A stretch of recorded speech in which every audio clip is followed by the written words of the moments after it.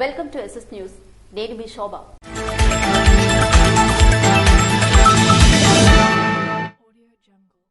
Fan రెక్కలు విరిచేందుకు ప్రజలు సిద్ధం అంటున్న టీడీపీ మాజీ శాసనసభ్యులు భగ్గు రమణమూర్తి. వచ్చే ఎన్నికల్లో ఫ్యాను రెక్కలు విరిచేయడానికి జనం కసితో సిద్ధంగా ఉన్నారని టీడీపీ పార్టీ కార్యాలయంలో భగ్గు రమణమూర్తి అన్నారు. ఎవరిది అభివృద్ధి పాలనో ఎవరిది విధ్వంస పాలనో ప్రజలకు తెలుసని అన్నారు. ఓటకపు ప్రసంగాలు కాదు, దమ్ముంటే వైసీపీ నాయకులు బహిరంగ చర్చకు రావాలని సవాల్ విసిరారు.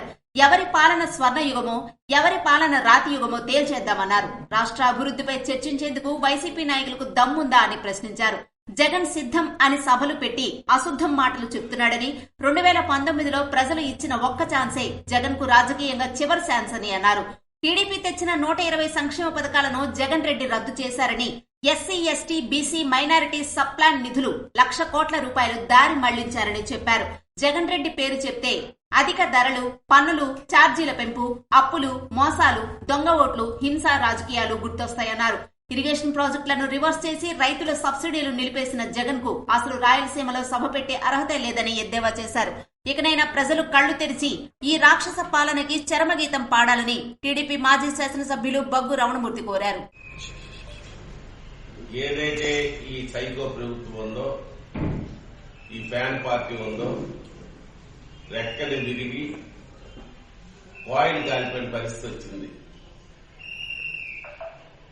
పిచ్చి పిచ్చి శాస్త్రులు, ఒక అవగాహన లేని పరిపాలన, ధనదాహం. ఇది ఆఖరికి అవినీతి ఆంధ్రప్రదేశ్ అయింది, దోపిడీ ఆంధ్రప్రదేశ్ అయింది. ప్రజల ప్రాణాలకు రక్షణ లేదు. ముఖ్యంగా దళితులు, ఎస్టీలు, మైనార్టీస్, బీసీలకి ఈ రాష్ట్రంలో స్వేచ్ఛగా బతికే పరిస్థితి లేదు. 120 పథకాలు ఆవేళ తెలుగుదేశం ప్రభుత్వ హయాంలో పెట్టడం జరిగింది.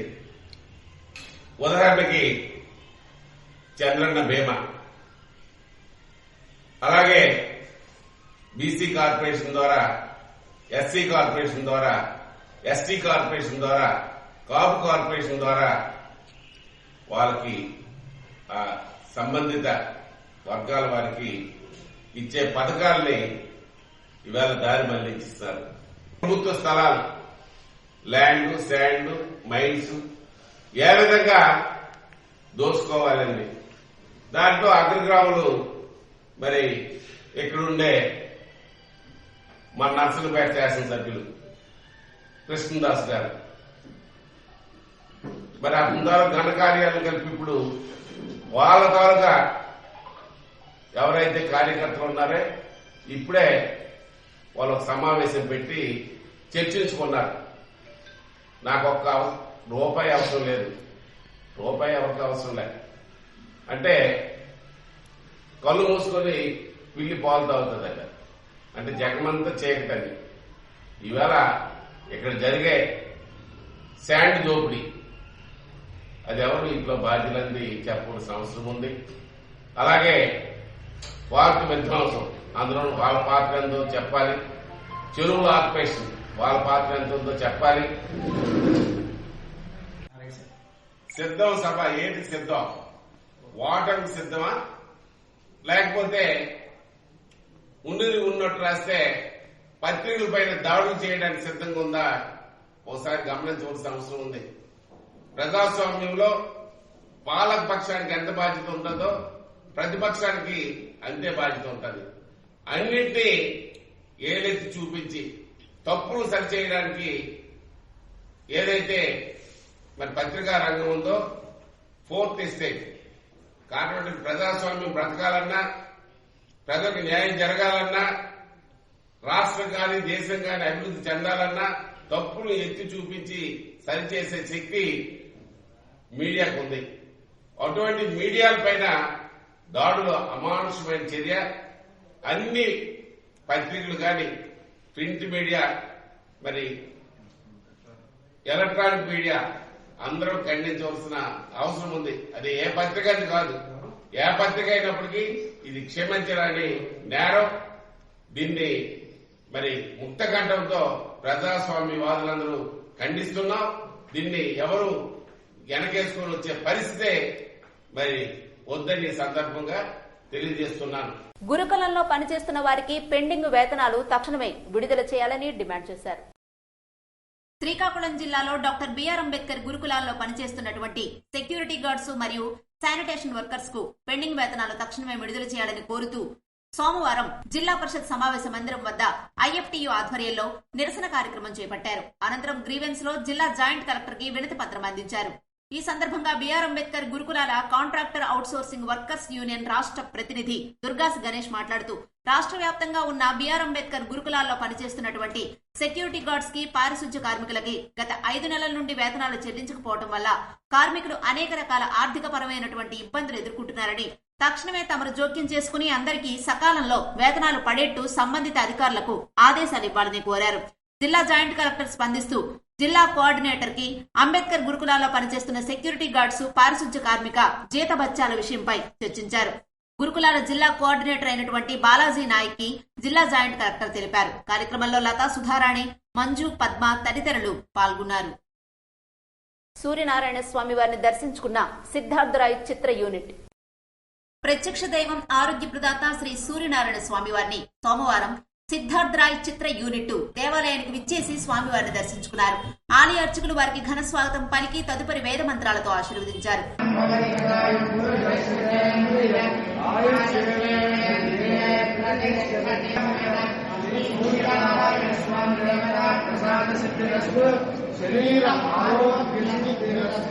స్వామివారి జ్ఞాపికను ఆలయ జూనియర్ అసిస్టెంట్ బిఎస్ చక్రవర్తి అందజేశారని, కార్యక్రమంలో cinema hero Deepak Saroj, heroine Tanvi పాల్గొన్నారని ఆలయ ఈవో రమేష్ బాబు తెలిపారు. జాతీయ లోక్ అదాలత్ సేవల్ని వినియోగించుకోండి అని జునైద్ అహ్మద్ మౌలానా సూచించారు. ఆంధ్రప్రదేశ్ రాష్ట్ర న్యాయ సేవాధికార సంస్థ ఆదేశాల మేరకు శ్రీకాకుళం జిల్లా ప్రధాన న్యాయమూర్తి మరియు అధ్యక్షులు న్యాయ సేవాధికార సంస్థ జునైద్ అహ్మద్ మౌలానా సోమవారం మార్చి నెల 2వ శనివారం అనగా 9వ తారీఖు జరగబోయే జాతీయ లోక్ అదాలత్ లో ఎక్కువ కేసులు రాజీ చేయ నిమిత్తం పోలీసులకు తగు సూచనలు, సలహాలు ఇవ్వడానికి కోర్టులో వీడియో కాన్ఫరెన్స్ హాల్లో సమావేశం నిర్వహించారు.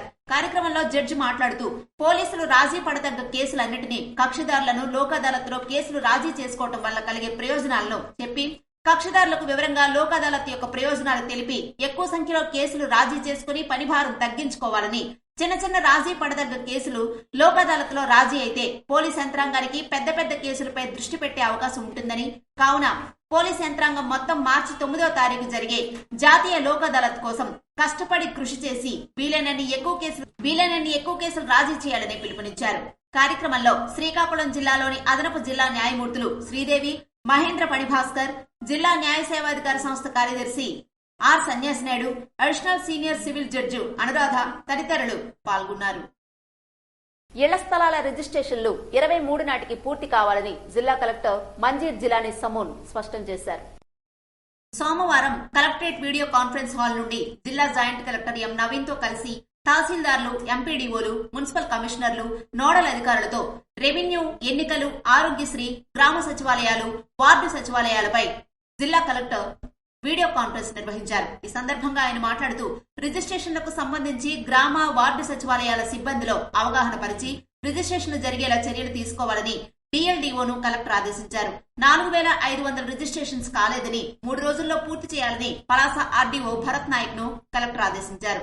పలాసలో అర్బన్ అండ్ రూరల్ లో ఎన్ని రిజిస్ట్రేషన్లు ఉన్నాయి, రిజిస్ట్రేషన్లు జరిగేలా అవగాహన కల్పించి చర్యలు చేపట్టి 23 నాటికి పూర్తి కావాలని, ఎంతమంది డిజిటల్ అసిస్టెంట్లు అవసరమో శ్రీకాకుళం తహసీల్దార్ తెలియజేయాలని అన్నారు.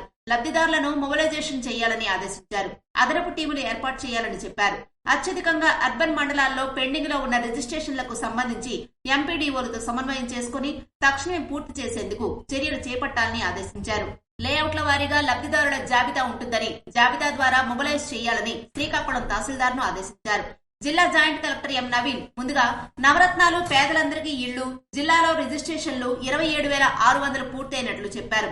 2167 డాక్యుమెంట్లు సరిగ్గా లేవని, రిజిస్ట్రేషన్లు తిరస్కరించినట్లు చెప్పారు. మండలాల వారీగా సమీక్షించి ఆయా గ్రామాల్లో కొత్తగా వచ్చేవి తిరస్కరించినవి వివరించారు. రిజిస్ట్రేషన్లకు సంబంధించి అర్హత గల ప్రతిదీ రిజిస్ట్రేషన్ జరగాలని స్పష్టం చేశారు. లబ్ధిదారుల్లో అవగాహన కల్పించి రిజిస్ట్రేషన్లకు తక్షణ చర్యలు తీసుకోవాలని ఆదేశించారు. సమస్యలు లేనివి వెంటనే రిజిస్ట్రేషన్లు జరగాలన్నారు. కరెక్షన్స్ జరిగినవి వెంటనే రిజిస్ట్రేషన్లు చేయాలని ఆదేశించారు. కోర్టు కేసులు ఉన్నవి పక్కన పెట్టి మిగిలిన రిజిస్ట్రేషన్లు పూర్తి చేయాలని గార తహసీల్దార్ కు చెప్పారు. ఈ కాన్ఫరెన్స్ లో ZP CEO Venkateswararao, DCO Nagesh, CPO Lakshmiprasanna, DM and HO Meenakshi, Prakash Rao తదితరులు పాల్గొన్నారు. రోడ్డు భద్రతా మాస ముగింపు కార్యక్రమాల్లో భాగంగా ర్యాలీ నిర్వహించారు. రోడ్డు భద్రతా మాస ముగింపు కార్యక్రమాల్లో భాగంగా సోమవారం DTC Chandrasekhar Reddy flag off helmet ర్యాలీని Lalitha Honda showroom Peddapadu road నుండి సూర్యమహల్ జంక్షన్ వరకు ప్రారంభించారు. మరియు 7 రోడ్ జంక్షన్ లో ద్విచక్ర వాహనదారులు మరియు ఫిలియన్ రైడర్లకు హెల్మెట్ వాడకంపై అవగాహన కల్పించేందుకు, రోడ్డు ప్రమాదాలు మరియు మరణాలను నివారించడం మరియు ముఖ్యంగా బైకర్ల భద్రతను పెంపొందించుకోవడం కోసం ఒక సందేశాన్ని అందించారు.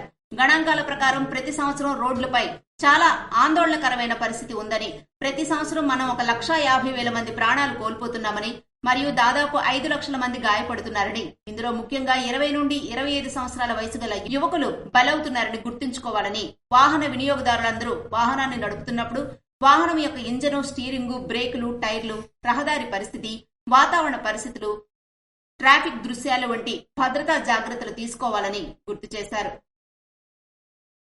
ఇవి ఈనాటి వార్తలు. మరిన్ని వార్తలతో మళ్ళీ కలుద్దాం. చూస్తూనే ఉండండి SS న్యూస్.